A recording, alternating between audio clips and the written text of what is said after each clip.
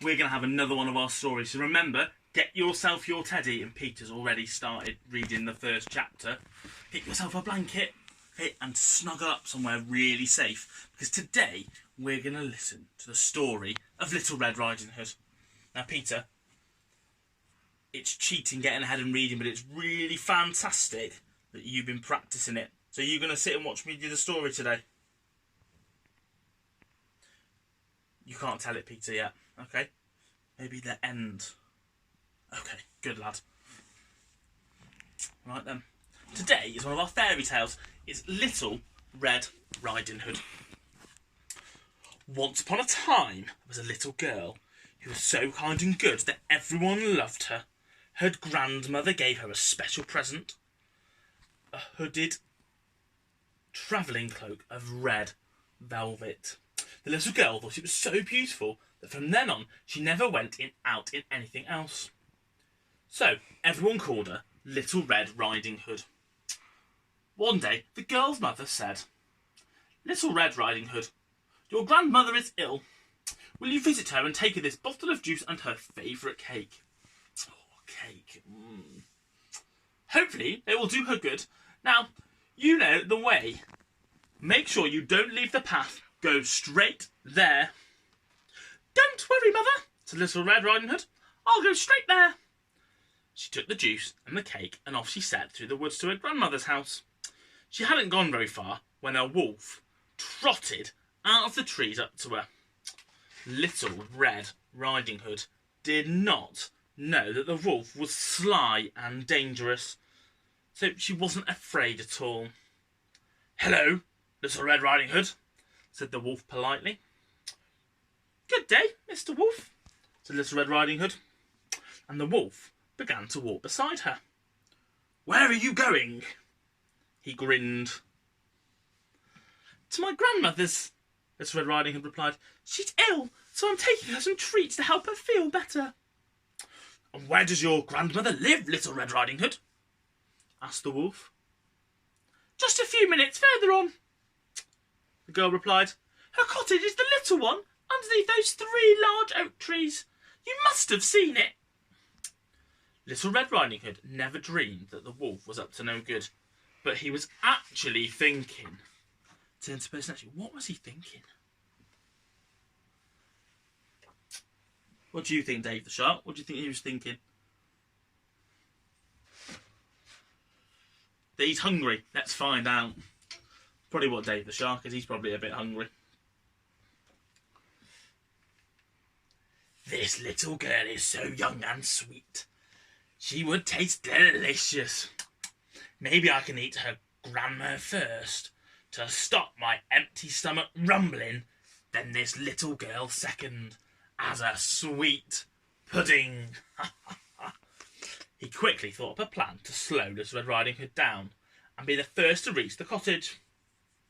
"How pretty are the flowers here," he remarked. "Why don't you pick some for your grandmother?" "What a lovely idea," said Little Red Riding Hood. "Thank you, Mr. Wolf." And she skipped off into the trees to gather a pretty posy, while the wolf bounded down the path as fast as his legs could carry him. Very soon he reached the grandmother's cottage and knocked at the door gently. "Who's there?" came the sick old lady's weak, trembly voice. The wolf tried to make his voice sound like Little Red Riding Hood's. It's your granddaughter," he squeaked. "I've brought some treats for you. Open the door." "How lovely. Thank you," called out the grandmother. "But I'm afraid I'm just too weak to get up. Just let yourself in." The wolf licked his lips. He lifted the latch and pushed the door. There he is. Sneaky wolf, Dave. He sprang over the grandmother's bed and swallowed her up in one snap. Then he squeezed into her frilly nightdress and cap, drew the curtains together to darken the room, and lay down in her bed, pulling the covers over his chin. Little Red Riding Hood arrived at the cottage to find the door open. How strange, she thought. Nervously, she stepped inside to find the usually bright room all dim and gloomy. Very strange indeed, she thought. There lay her grandmother, with her nightcap pulled far down over her face, and the covers drawn up to her chin, looking very odd. Oh, grandmother, said Little Red Riding Hood, what big ears you have! I've never noticed it before. All the better to hear you with, my dear, came the reply. Oh, grandmother, what big eyes you have! Little Red Riding Hood couldn't help but remark. All the better to see you with, my dear, came the reply. Oh, grandmother, what large hands you have, said Little Red Riding Hood with her eyes widening with surprise. All the better to help you with, my dear, came the reply. Oh, grandmother, what a big mouth you have, gasped Little Red Riding Hood. All the better to eat you with, roared the wolf, and with that he sprang out of the bed, swallowed up Little Red Riding Hood. The wolf now had such a full stomach, he began to feel very sleepy.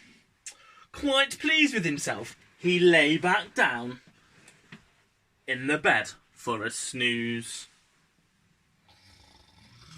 Oh, sorry. But while he was snoring, a huntsman passed the cottage.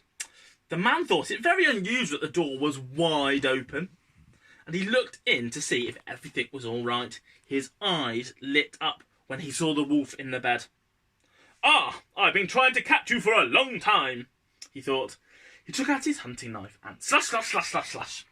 That was the end of the wicked creature, and out of the wolf's tummy came Little Red Riding Hood and her grandmother. The wolf had swallowed them whole, so apart from being frightened, they were quite unharmed. Then all three were delighted. The huntsman went home carrying the wolfskin, and the grandmother admired the flowers and drank the juice and ate the cake and began to feel much better. Little Red Riding Hood ran home safely to her mother and lived happily ever after. So that was the tale of Little Red Riding Hood. Join in tomorrow to find out what our next story is. Good night.